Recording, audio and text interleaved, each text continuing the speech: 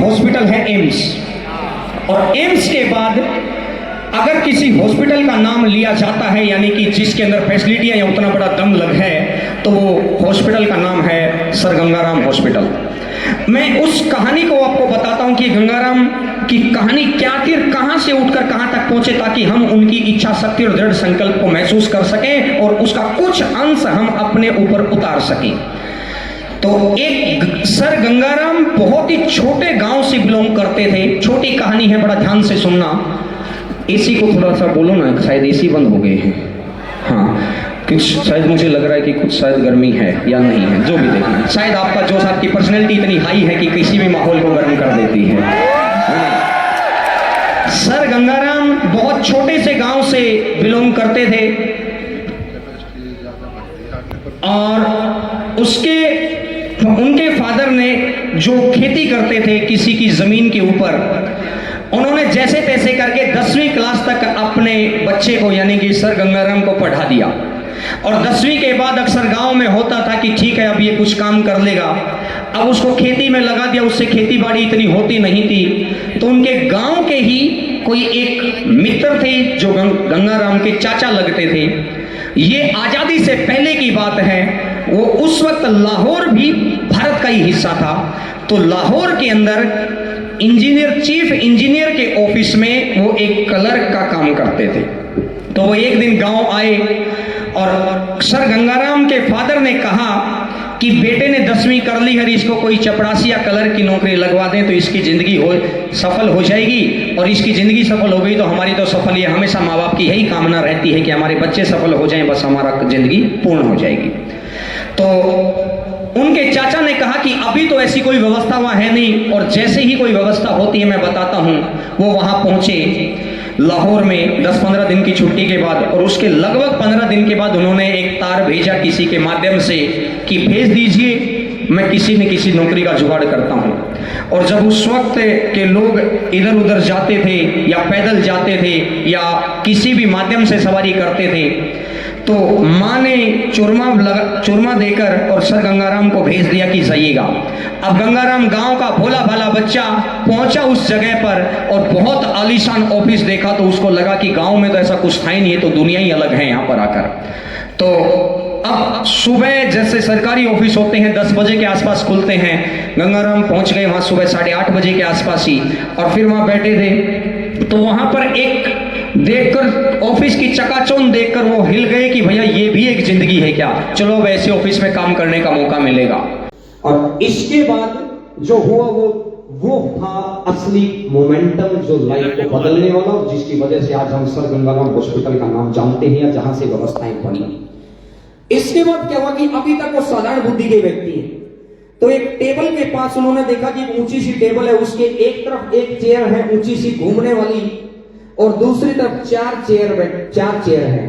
तो वो गांव का भोला भाला बच्चा, उसने सोचा कि शायद गांव से कोई एक आदमी आता होगा तो उस वाली चेयर पे बैठता होगा, और 3-4 लोग एक साथ आते होंगे तो उधर वाली चेयर पे बैठते होंगे। उसको तो पता ही नहीं था कि भैया वो वाली चेयर किसकी। और वो गांव का भोला भाला बच्चा उस एक चेयर पे आके बैठ गया। उस वक्त सफाई कर्मचारी के अपना सफाई कर रहे थे, 9-9:15 का टाइम हो गया। अब जैसे ही लगभग 9:45 का समय हुआ, चीफ इंजीनियर की कुर्सी थी, तो वो चीफ इंजीनियर पहुंचे। उन्होंने जैसे ही अपनी चेयर पर बैठे हुए किसी और को देखा तो वो गुस्से से तमतमा गए कि मूर्ख, तुझे पता नहीं है कि ये चेयर तेरे जैसों के लिए नहीं बनी है। और गंगाराम एकदम से डर गया उनकी आवाज की कड़क देखकर, और उन्होंने गंगाराम के ऊपर 4 उंगलियां चिपका दी। और जैसे ही उन्होंने 3-4 तमाचे दिए, उसके बाद गंगाराम को लगा कि ये तो भयंकर लेवल की बेइज्जती हो गई, और वो चुपचाप बैठ गया। तो जो सफाई कर्मचारी थे उन्होंने कहा कि बेटा कोई बात नहीं, ये अपने जैसों की नहीं, ये बड़े आदमियों की कुर्सी होती है, इसको छोड़ दे और आ जा। अब गंगाराम अपना मुंह नीचा किए जा रहा था गेट की तरफ, उसी वक्त उनके वो गांव वाले चाचा भी आ गए। तो उन्होंने कहा कि चलो आ गया। उनको पूरा माजरा पता नहीं था हुआ क्या है यहाँ पर।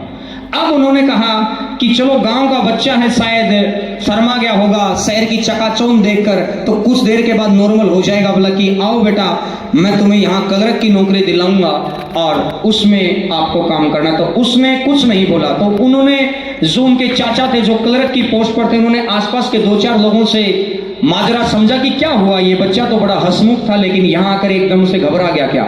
तो उन्होंने कहा कि उनकी 2-3 बातों से उनको समझ में आया कि यहाँ माजरा क्या हुआ था। तो उसके बाद जब गंगाराम को ये पता चल गया कि माजरा चाचा ने समझ लिया है, तो उन्होंने एक ही बात बोली कि चाचा उस कुर्सी पे बैठने के लिए क्या करना पड़ता है। पहले शब्द उनके ये थे कि चाचा उस कुर्सी पे बैठने के लिए क्या, क्योंकि वो लाहौर के चीफ इंजीनियर की कुर्सी थी। और उन्होंने कहा कि बेटा ये अपने बस की बात नहीं है, और ये अपन छोटे लोग हैं, अपन तो क्लर्क तक सोच लें। उसने उनके चाचा ने 5-10 मिनट समझाया, सर गंगाराम कुछ नहीं बोले, और फिर उन्होंने एक ही बात कही कि चाचा उस कुर्सी पे बैठने के लिए क्या करना पड़ता है। अब वो समझ गया कि गांव का जिद्दी बच्चा है, और मैं हमेशा कहता हूं कि आप सभी की पृष्ठभूमि गांव से है, और गांव के बच्चों के पास शुद्ध मन 2 चीजें विरासत के रूप में मिलती हैं। हम भी वहीं से बिलोंग करते हैं, आप भी वहीं से। शुद्ध मन की मन में बड़ी प्योरिटी है, और संकल्प शक्ति, ये 2 चीजें हमें विरासत के रूप में मिलती है। तो एक बार खुद के लिए तालियां जरूर बजाइएगा कि संकल्प शक्ति बहुत मजबूत होती है, क्योंकि वो छोटे छोटे चीजों को लेकर आते हैं। अब गंगाराम ने तीसरी बार ये कहा कि चाचा उस कुर्सी पे बैठने के लिए क्या करना पड़ता है। तो उसने कहा कि बेटा इसके लिए बहुत बड़ी पढ़ाई करनी पड़ती है, इंजीनियर बनना पड़ता है, वहाँ से पढ़ते हैं, लेकिन आपके फादर के पास तो इतने पैसे नहीं हैं कि आप वो फीस का खर्चा उठा पाएं। लेकिन अगर तेरे अंदर इतना ही कुछ है तो फिर मैं जरूर आपको पहुँचाऊँगा, मैं तेरे पढ़ने का खर्चा उठाऊँगा, और तू पढ़ने की हिम्मत रखना। और वैसे तो मुझे तेरे शब्दों से लग रहा है। और वही गंगाराम जो भारत की पहली IIT थी रुड़की के अंदर, और वहां पर जाकर पढ़ाई की, और उसके बाद उसी कुर्सी पर लाहौर के चीफ इंजीनियर बने, और उसी जगह जाकर जहां से 4 तमाचे खाकर आए थे। और फिर जब भारत आजाद हुआ तो कितने कितने काम हुए। तो फिर मॉडर्नाइजेशन के अंदर धीरे धीरे आधुनिक युग में भारत बढ़ता गया, और फिर जब सरकार को उनके नाम पर हॉस्पिटल बनाना पड़ा तो समझ लो कि भारत की तरक्की में कितना योगदान किया। एक गांव के छोटे से बच्चा, और जो 4 थप्पड़ खाकर इस बात को समझ गया कि बैठना तो उस कुर्सी पर ही है। तो आज जिस चेयर पे आप बैठे हैं ना, बैठना तो income tax, GST, preventive examiner assistant section officer की चेयर पर ही आप सभी को। इस बात का ध्यान रखना, अंदर इस बात की आग सभी के अंदर होनी चाहिए कि बैठना तो उसी चेयर पर है। ये गंगाराम की कहानी किसी एक की नहीं है, ये कहानी बहुत सारे गंगाराम की है। बस एक कोई एग्जाम्पल होता है जहां से हमें सीख लेनी होती है। सबसे पहले 2 ही बात में मैं अपनी बात को खत्म करूंगा। पहला, ये कहानी हमेशा याद रखिएगा कि गांव का एक छोटा सा बच्चा कहां से, हम एक यूनिट में एक टॉपिक के अंदर कमजोर पड़ जाते तो अपन सोचते कि अपनी जिंदगी चली गई। अरे जिनके पास कोई पृष्ठभूमि ना हो, और उसके बावजूद थप्पड़ खाने की क्षमताएं हो बस, और उसके बावजूद इतना बड़ा संकल्प शक्ति जिसका कोई ग्राउंड और फिर भी पहुंच जाए, इसको कहते हैं हवा से हवा में छलांग। तो आप सभी एक साधारण परिवार से बिलोंग करते हैं। अपना मजबूत मन रखिए, और अपने माँ बाप का सीना गर्व से चौड़ा करने का एक ही और उनकी उम्र बढ़ाने का एक ही रास्ता है कि समय पर सफलता ले लीजिए, बात बन जाएगी। जिस दिन आप सफल हो उस दिन उनके चेहरे की दमक देख लेना, उनके चेहरे की चमक देख लेना, उनकी उम्र अपने आप 5-7 साल बढ़ जाएगी।